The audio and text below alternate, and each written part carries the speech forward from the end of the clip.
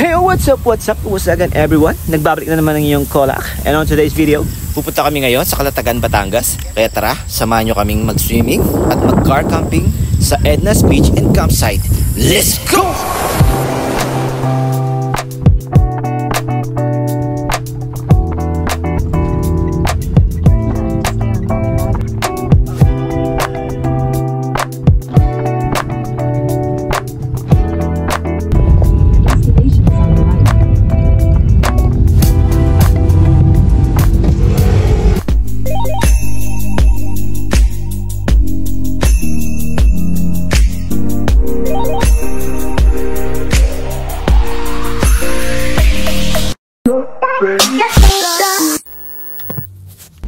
Okay, papasok na tayo sa resort. Edna's pa.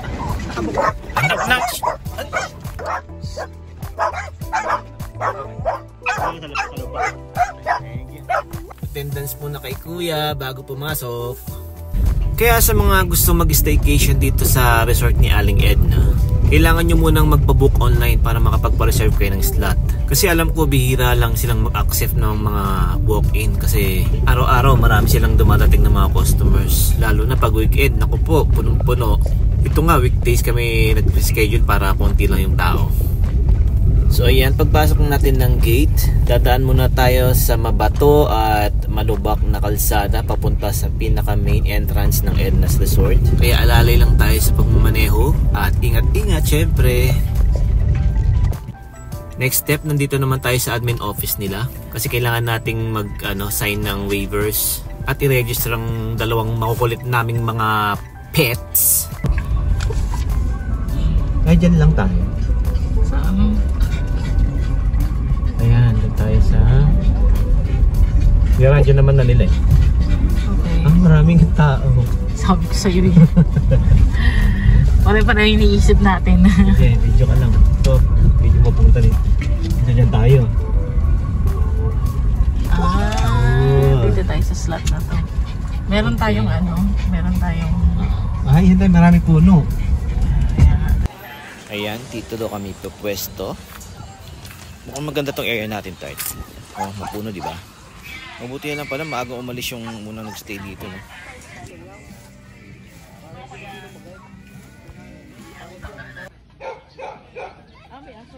Oo nga.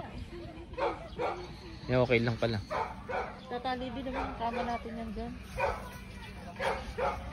Dito na po kami sa Edna's Beach and Campsite.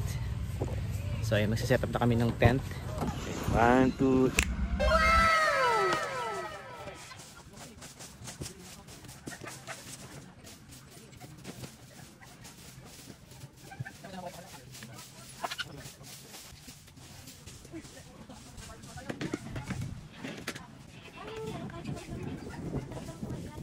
sinama rin namin yung mga doggies namin kasi mga makukulit. Ayan, naka-outfit pa sila. Silip. So yan, dito kami pupwesto ngayon. Nakapag-set up na kami ng tent namin.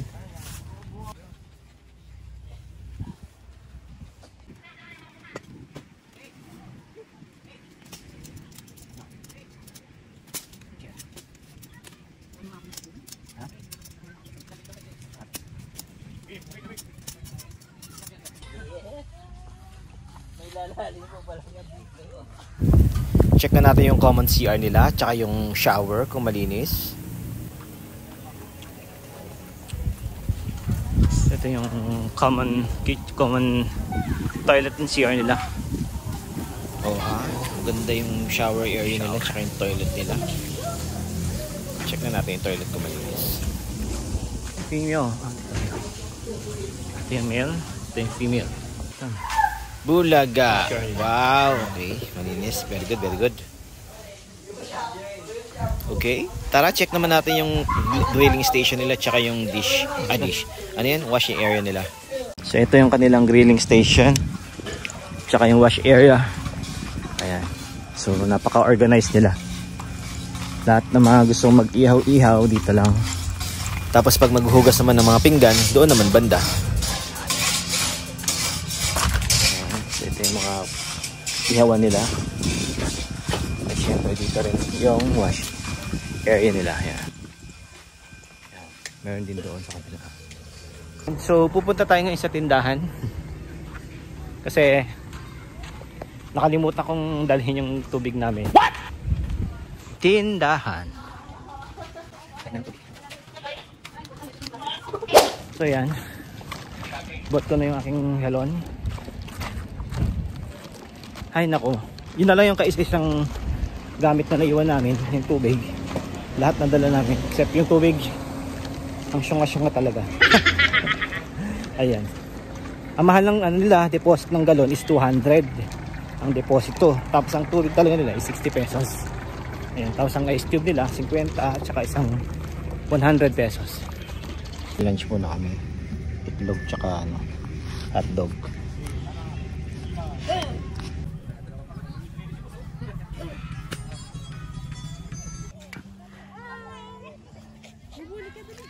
Hi ka sa vlog mo daddy mo.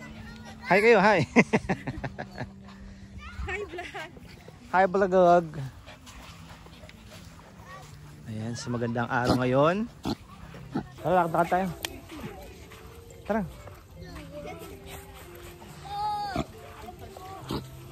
Ayaw lumakad ng nagmamadali. Kaya kayo nasasakal yan. Babos kasi. Lakad lang, walk.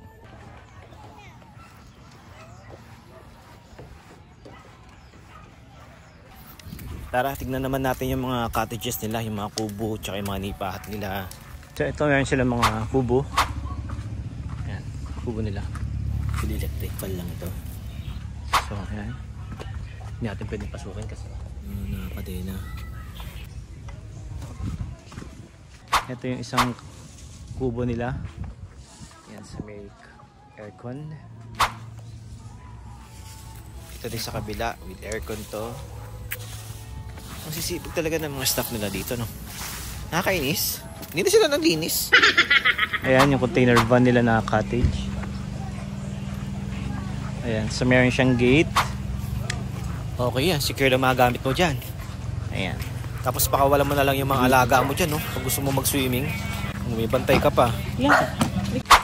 Ito naman yung mga dampa nila. Bali, dalawa naman ang presyo nito.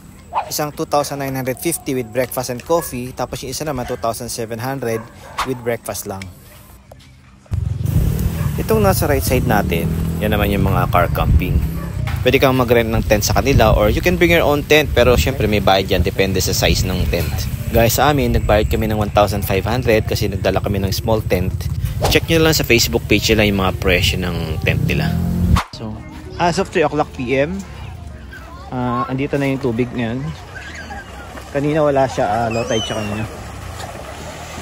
Ayun, so sabi nila ang tubig daw mamayang alas 8 aabot daw hanggang dito sa may kahoy na yan. Ito, so yan from there, di ba layo, mamayang 8 PM daw. Yan. So 3 o'clock pa lang, ayun na siya. Makikita natin mamaya.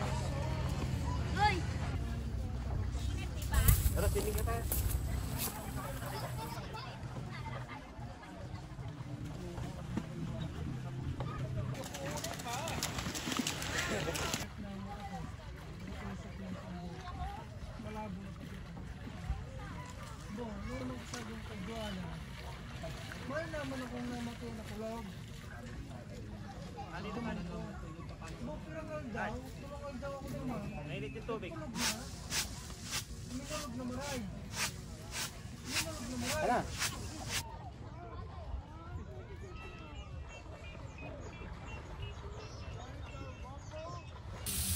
Dinner time.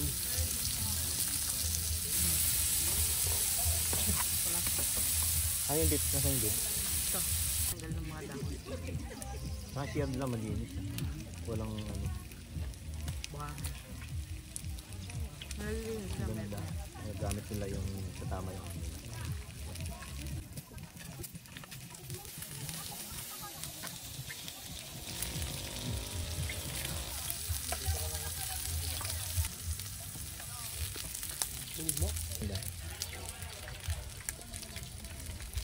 Ayan, tapos na kami mag-dinner, movie marathon naman kami. Gabi na po dito sa Edna's. Ayan, so high tide na. Tumas na yung tubig. Nasa may pangpang na.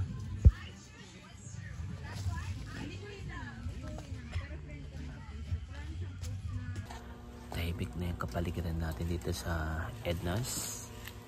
Although mga ano pa rin, kapit pa natin yung ingay pa, pero ano na, kanina pa ang 9 o'clock, tahimik na yung kapaligiran natin. Tulog na yung mga tao. Bawal magpatugtog, bawal magkanta-kantahan. So tayo lang mag-ano tayo na movie marathon na lang tayo. Although naman malakas yung ating sounds. Ayan, kasi baka marinig tayo ng mga kapitbahay. Ayan, so mga tulog na sila.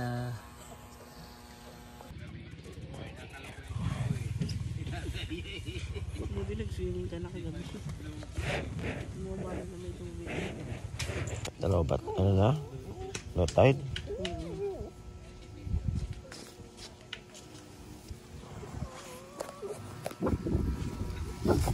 Good morning.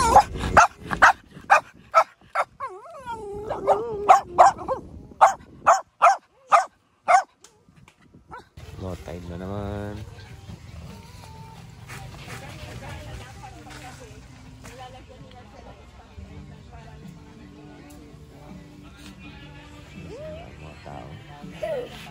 Good morning everyone.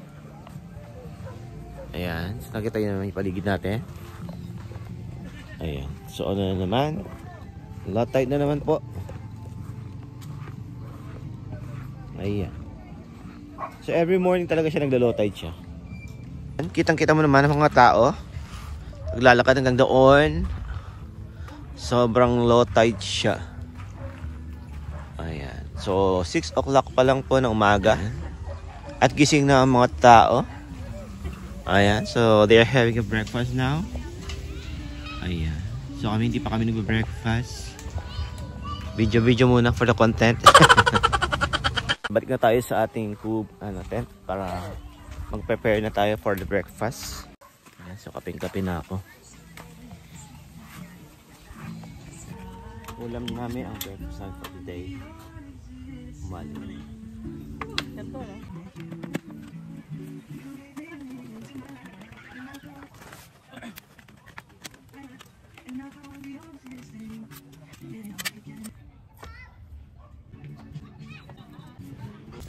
Aming breakfast ay maling tinapay tsaka palaman.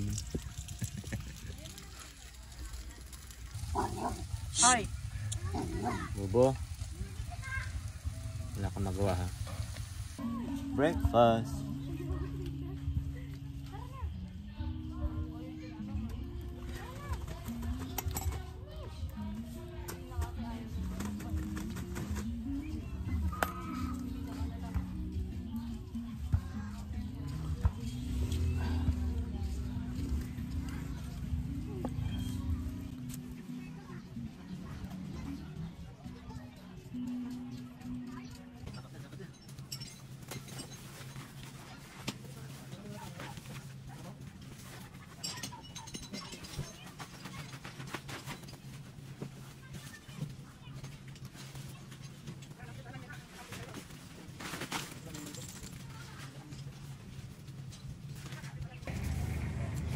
Yan na naman.